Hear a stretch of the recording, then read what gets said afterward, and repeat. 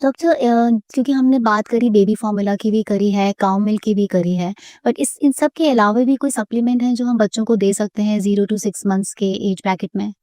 तो जो सप्लीमेंट्स है उसमें अगर टर्म बेबी है, जो बच्चा डेट के मतलब नहीं नॉर्मल डेट पे हुआ है, तो उनको ज़्यादा सप्लीमेंट की ज़रूरत नहीं पड़ती। जन्म से लेके 1 साल तक विटामिन डी बच्चों को सप्लीमेंट देना चाहिए और उसमें 400 इंटरनेशनल यूनिट विटामिन डी देना चाहिए।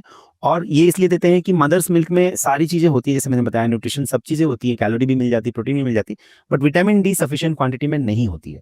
तो वो जन्म से लेके 1 साल तक हर मदर को विटामिन डी बच्चे को देना ज़रूरी है और उसकी जो यूनिट है 400 यूनिट देना है। तो कई सारी ड्रॉप्स आती हैं जिसके अंदर 1 एमएल के अंदर 400 यूनिट होता है, वो देना है, 1 ml daily till 1 year of age. और अगर मान लीजिए कि आप 800 इंटरनेशनल ड्रॉप यूज़ कर रहे हो तो उसमें आपको 0.5 एमएल देना पड़ेगा, क्योंकि 0.5 एमएल के अंदर 400 इंटरनेशनल यूनिट विटामिन डी रहेगी। तो वो सप्लीमेंट जो हेल्दी बच्चे हैं, जो टर्म बेबीज़ हैं, जिनको कोई प्रॉब्लम नहीं है, तो उनको सिर्फ विटामिन डी की ज़रूरत है। और जो बच्चे प्रीटर्म होते हैं उनको जन्म के बाद कई बार हमको आयरन, कैल्शियम और विटामिन डी ये सब देना पड़ता है और कई बार उसमें और भी न्यूट्रिशन सप्लीमेंट्स की ज़रूरत पड़ती है, क्योंकि प्रीटर्म में भी बहुत बच्चे जो हैं, जो नियर टर्म होते हैं, कोई बहुत ज़्यादा प्रीटर्म होता है, तो जिनकी जैसी प्रॉब्लम होती है प्रीटर्म बेबी को एक्स्ट्रा सप्लीमेंटेशन की ज़रूरत पड़ती है। और 6 महीने के बाद हमको आयरन सप्लीमेंटेशन स्टार्ट करना चाहिए सारे बेबीज़ को। ये 6 महीने के बाद बच्चों की जो आयरन स्टोर माँ से उनको मिला होता है जन्म के टाइम पे, वो खत्म हो जाता है और उस टाइम पे हमें जब सॉलिड फूड स्टार्ट करते हैं उसमें भी ध्यान देना चाहिए कि iron rich semi solid food खिलाएं। और बच्चों को अगर एडिशनली आयरन सप्लीमेंट देना है तो डॉक्टर से डिस्कस करके वो आयरन सप्लीमेंटेशन स्टार्ट करना चाहिए, क्योंकि आयरन हमारी इम्यूनिटी के लिए बहुत इंपॉर्टेंट है। आयरन की डिफिशियंसी से बच्चों की भूख लगना कम हो जाती है। अगर बच्चे को आयरन डिफिशियंसी है तो बच्चे को भूख ठीक से नहीं लगेगी। ब्रेन डेवलपमेंट के लिए भी आयरन बहुत जरूरी है। तो आयरन एक ऐसी चीज है जो बहुत इंपॉर्टेंट है। विटामिन डी 1 साल तक देना है। इसके अलावा और मल्टीविटामिन वगैरह कोई मस्ट नहीं है, depending on case to case situation doctors लिखते हैं और उसके हिसाब से लेना चाहिए डॉक्टर से डिस्कस करके। डॉक्टर ये तो बात हुई टर्म बेबीज़ की, आपने एक टर्म यूज़ किया प्री टर्म।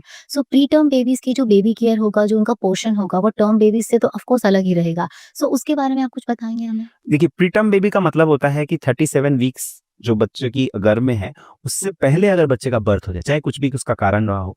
ट्विन प्रेगनेंसीज़ में कई बार होता है या फिर कई बार लीकेज हो जाती है, वहाँ पर रप्चर ऑफ मेम्ब्रेन हो जाता है। तो इसकी वजह से कई बार जल्दी डिलीवरी हो जाती है। तो उसमें क्या होता है, बच्चे को मैच्योर होने का टाइम नहीं मिलता। जो हर ऑर्गन है, ब्रेन है, लंग्स है, हार्ट है, उनको जो लास्ट मैच्योरिटी वाले फेज़ का मदर के वूम्ब में, उसका बेनिफिट नहीं मिलता। तो ये बच्चे ज़्यादा ससेप्टेबल होते हैं। इनको कोल्ड लगने की ज़्यादा मतलब ठंड लगने की ज़्यादा चांसेस होती है, हाइपोथर्मिया होने का चांसेस होता है, हाइपोग्लाइसीमिया होने के चांसेस रहते हैं। कई बार इनकी लंग्स मैच्योर नहीं होती, तो शुरू-शुरू में ऑक्सीजन लगा के लंग्स को सपोर्ट देने की ज़रूरत पड़ जाती है। कई बार इनको जॉन्डिस ज़्यादा होती है, कई बार इनकी इम्यूनिटी वीक होने से इन्फेक्शन के चांसेस रहते हैं। तो ये बच्चे जो हैं, इनके सिचुएशन में आपको पीडियाट्रिशियन की मदद से या न्यूरोलॉजिस्ट की मदद से बहुत कस्टमाइज्ड केयर देना ज़रूरी होता है। इन बच्चों को कई सारी प्रॉब्लम्स हो सकती है, हर बच्चे को हर तरह की नहीं होगी। किसी की ब्रेन की मैच्योरिटी की प्रॉब्लम होती है, कहीं लंग्स की मैच्योरिटी जैसे मैंने बताया अगर ठीक से नहीं हुआ तो ऑक्सीजन की ज़रूरत पड़ेगी, कभी जॉन्डिस ज़्यादा होता है और फीडिंग में भी इनकी न्यूट्रिशन थोड़ा अलग होता है। ऐसे तो माँ का दूध उसमें भी प्रीटर्म बेबी में भी देखो नेचर ने इतना अच्छा डिज़ाइन किया कि अगर प्रीटर्म बेबी होगी तो मदर मिल्क उस तरह से चेंज हो जाता है कि प्रीटर्म बेबी की रिक्वायरमेंट को पूरा करे। फिर भी इनको जैसे मैंने थोड़ी देर पहले बताया कि सप्लीमेंटेशंस में एक्स्ट्रा सप्लीमेंटेशन देना पड़ता है और वो प्रिस्क्राइब करके डॉक्टर की गाइडेंस के हिसाब से देना चाहिए। ओवरऑल इनको ठंड से और इन्फेक्शन से बचाना बहुत ज़रूरी होता है, क्योंकि ये बच्चे बहुत ससेप्टेबल होते हैं।